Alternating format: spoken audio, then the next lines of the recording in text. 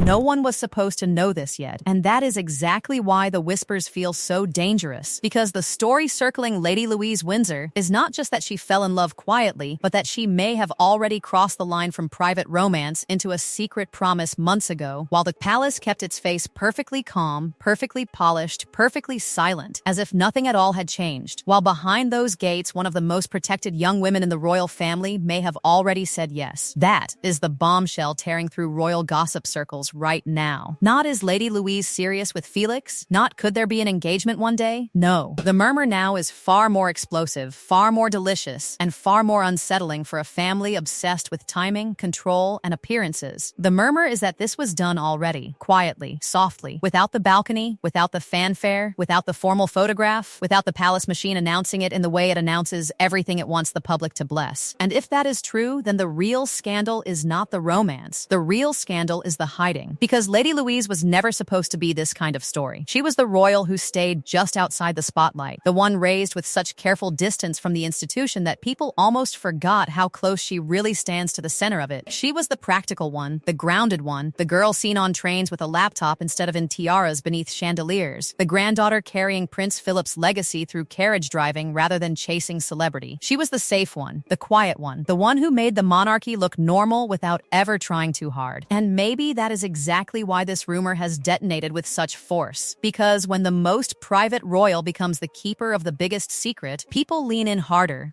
not softer. Felix de Silva-Clamp was supposed to be the sweet chapter, not the controversial one, the supportive boyfriend, the university romance, the soft-focused love story developing far away from palace pressure in St. Andrews, where royal history already has its own romantic ghosts. But suddenly, even the ordinary details around him have started to look suspiciously significant. Every sighting is being reread, every smile is being dissected, every quiet family moment is being treated like a clue. The way he appeared so comfortable around Louise, the way he seemed welcomed rather than merely tolerated, the way Sophie, Duchess of Edinburgh, appeared relaxed in his presence, the way he fit too naturally into Louise's world for this to still be called casual. And that is where the whispers get sharper. Because the talk is no longer that Felix might propose after graduation. The talk is that something meaningful may have already happened months ago, in a setting so private and so emotionally loaded that only a tiny circle would have known. Some say it happened after one of her carriage driving events, when emotions were already high and Louise was deep in the part of her life that connects her most strongly to Prince Philip's memory. Others insist the shift happened during a family-approved period of quiet, when both of them were still protected by university life and the palace could bury any change beneath the excuse of youth, exams, and privacy. And once that possibility enters the room, suddenly everything starts looking different. Not future planning, damage control, not waiting, concealing. Because think about it, if there were no secret, why this eerie stillness? Why this careful refusal to let the story grow naturally if it is just innocent speculation? The royal household knows how to cool rumors when it wants to. It also knows how to starve a story until it collapses. But this one has not collapsed. It keeps mutating.